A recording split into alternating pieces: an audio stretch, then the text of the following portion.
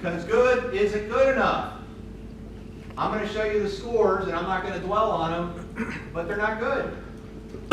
Okay? And this isn't me saying something about Mrs. Lehner, AJ, Mr. D, or anybody from the past that's worked here or anything like that.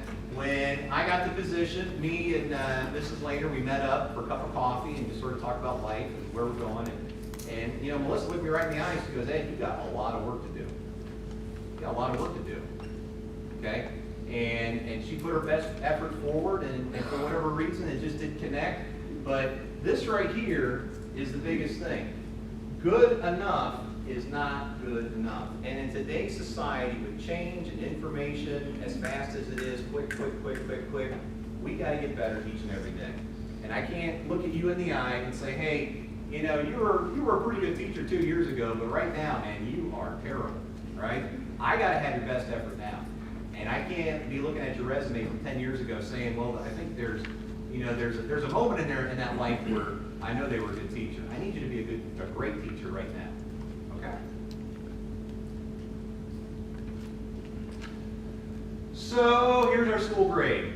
There's no such thing as a C minus, but I put the minus on there because when I show you where we compare, we are third from the bottom. And you got Eastleigh, Dunbar, and then us. And in fact, and Charlie showed this to me, and I didn't even really realize it. The way that this is, the categories are added up. It's 1,000 points, right, is the most you can get. And you need 41% in order to be a C. Well, we have 405, so they basically rounded us up in order for us to get a C. Okay? So that's where we're at, ladies and gentlemen. And I'm not going to pinpoint one department. I'm not going to point at one set of kids because it's all the way across the board. We need to get better. We need to get better. And the only way you get better is you got to put your best effort every day. There's going to be days where there's not going to be any growth for you personally, in your classroom, nothing whatsoever. And then all of a sudden you're going to hit that moment, and then it's just going to take off for about a week. And you're going to be there, and you're going to have this euphoric, feeling on your body like I'm the greatest teacher in the world. And then a week later, you're going to get smacked in the face again, and you say, "Oh my God, I thought I was good, but now I'm terrible again." That's the type of kids we're dealing with. We got to grind it out. We got to grind it out and get better each and every day.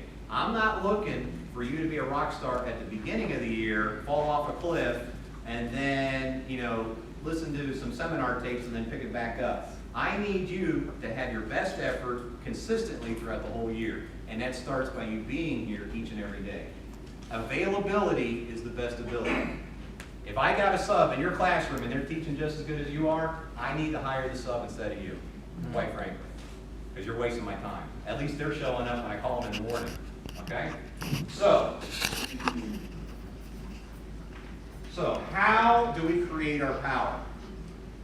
And I think I gave you like a lot of male energy here, like the Donald Trump, "you're fired" kind of thing, and that's not my intention, moving forward. So I'll give you a little female energy here, or maybe a more mature male energy. We're going to do it through a 4-letter word of love. Okay? I know that when you look it up there, you all automatically giggle, you think of last year, you think of weird things that have happened in your academic career. Trust me, I've worked at several high schools. There's always something weird that's going on at every high school. But when you really think about it, these kids come here for a reason. They come here to have somebody that cares about them and understands that they love them and that they appreciate them and they want them to do their best each and every day. And if you're not that person, I need to call that sub up again, because you're wasting my time, you're wasting the kids' time. And in fact, for the other teachers who are filling them up with love, if you're the one that's the vampire sucking it out of them, you're taking away a lot of effort from other people. Okay? It only takes one bad teacher to screw a kid's schedule up. A kid can go all day, have a great day, they go to the one bad teacher, and it's like this went away. All right? I don't need you all to be the best. I need all of you to give your best each and every day. If you can do that, the kid can tell that you're trying, and if they can tell you're trying, they're going to try as well. And that's the big thing. We're going to win the hallways. I'm a freak about kids being on class on time. I can't stand it if they're late. We're going to make sure they're out of the hallways. We're going to make sure they're in your classroom. Give them a reason as to why they want to come to your classroom. I don't know how many times I catch kids skipping or not going to class on time or knows what else, bless you. And then all of a sudden I say, well, why don't you go to class? We don't do anything in there. I'd rather go to the gym and shoot baskets. I'd rather go to the library and play Pokemon Go or something. All right? You have to engage these kids every day. If you don't engage them, trust me, they're going to get engaged somewhere else. It's going to happen. So, I need you to understand that when I'm talking about this right here, we need to go above and beyond for our kids. Because the school grade has changed as well. We're not looking just for learning gains. I need these kids to be proficient in order for our grade to go up. And then here's the real positive about it, guys. We have the best location for a school in the county. I mean, I talked to a Joe Mitchell from Pool Pros, and I was sort of throwing it out there, and he goes, Ed, you're fine, man. You got the best location. He goes, you got location, location, location. We're going to get this thing up. And I want to have each and every one of you in here to be a part of it. Okay? I want you to hang your hat and say, hey, we were the ones that made a difference at this school. It's a meaningful work, and here's the accomplishments because of it. Because in the end, I don't really care about the school grade. The school grade is a nice thing that you look at, you hang on the wall and everything else. But how about the relationships with the kids and what are they doing after high school? If the grade is going up, 9 times out of 10, those kids are making a difference in the community. When you see the school grade is down, then they're always in remedial classes. They never branch out to our CTE classes or capstone classes. They never, they're always dragging the rest of their life behind. They're one step behind everybody else. We need to get them out of those classes.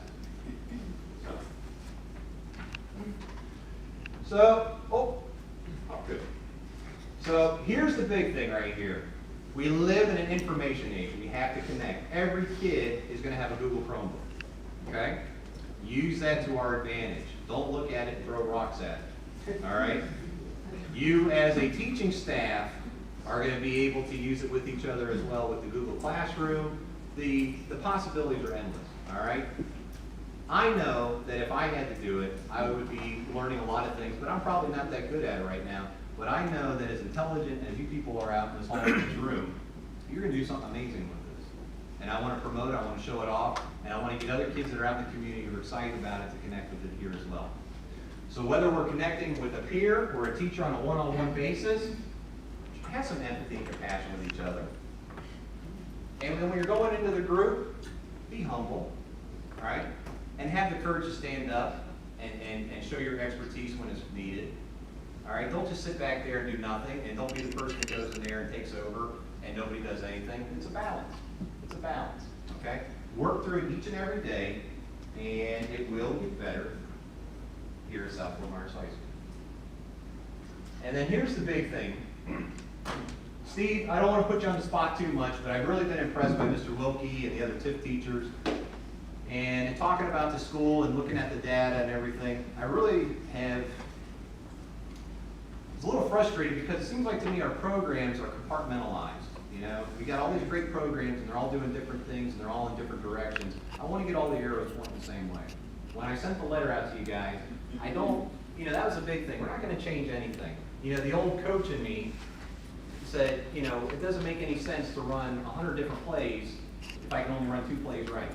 All right? Keep it simple, do what we do right, let our kids know what to expect each and every day, and build on it.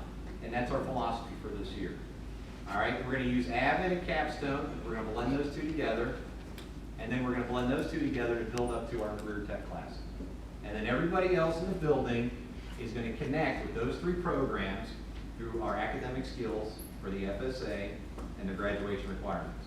If we can do that, where everybody's working together, then a kid is not just getting the positive influence of one person, they're getting a layered approach each and every day where we can work on those dreaded standards that we look at and sort of laugh at. Because if we do that and it becomes not just an arbitrary thing in a book or a manual, and it becomes a real living thing, then the kids will live that lifestyle, they'll perform, they'll graduate, and they'll move on to be very successful. So, okay.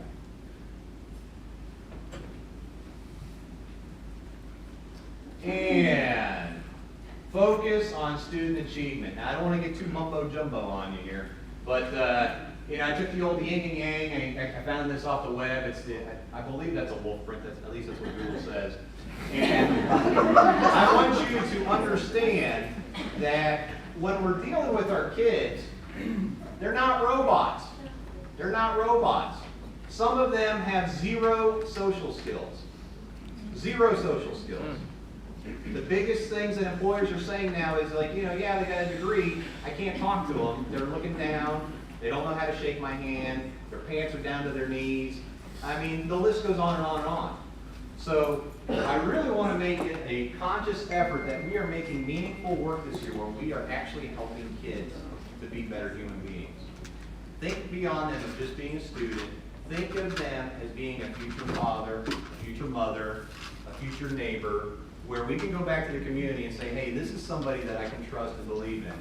Focus on the academic skills to get them graduated and to move on with their career goals, but also be cognizant of the soft skills, looking people in the eye, being respectful, saying yes sir, no sir, yes ma'am, no ma'am, those kinds of things.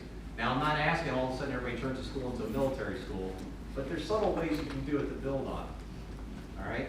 And if we stay as a group in a layered approach, like I talked about earlier, the culture will change in the school, will attract higher academic kids, and this place will go through the roof. Okay? I want you to understand that. It's the only way that we're going to get any better. And Ms. Gunnels and the other admin team members are going to come up here about restorative justice, and they're going to talk about those soft skills because so often we're sending kids to another school, whether it's ALC or wherever else, because they never were taught the soft skills. We just tell them, hey, go in the corner, get away from me, get away from me, get away from me. And then what ends up happening? They go right to jail. And then we complain because our jails are overloaded with kids, they can't do anything. We never taught them. Okay? Presume that your students know nothing when they enter day one. Because you're going to have quite a few in there that know nothing. And quite honestly, you probably have some that know less than nothing because they're going to challenge you that they know everything, but they really don't know anything. So move forward and make sure that we are modeling what we expect from our students. And when are we going to start? Now. That is the best time for everything in life. Mr. Payne over there has gotten on me a couple times because we'll be talking and he sort of has it like a week or two down the road, and I said, no, we're doing it right now. And he gets startled a little bit. All right, we got to move this place forward. All right, I'm not sitting back. I'm not going to be the guy in the boxing ring sitting there taking all the punches. All right, if we're going to fight, I'm coming at you. I'll tell you that right now, because whoever lands the first couple punches usually wins the fight. And I'm going to tell you, when these kids come in the first day of school this year, they're going to know there's a change of culture in this building. I'll be on the PA system. I'm going to be at the bus ramp. First day, we're going to hug them up. I already told the admin team, our philosophy this year is boots and hugs. Boots and hugs. We're going to be walking around a lot. We're going to be hugging them up. If they want to be a jerk, we're going to kick them in the butt. And we're going to hug them up again. And we're going to get the behavior that we need at this school, because we cannot sit back and expect our kids to change if we're not teaching them. I want you to understand, I'm really not going to kick anybody in the butt. But, yeah, exactly. But we will make sure that they feel the power of self.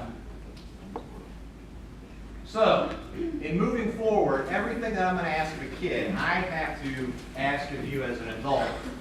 And your time is very precious. I don't believe that I went too long with this. I think actually came out perfect. And if I'm not mistaken, you'll have some time to mingle, drink coffee, talk with Mr. Jackson, whatever you would like to do for a little bit. If I could, Allison, could you come up here? She's sort of like our agenda maker. Did you have something about the cookout you wanted to talk about? Yeah. Okay. So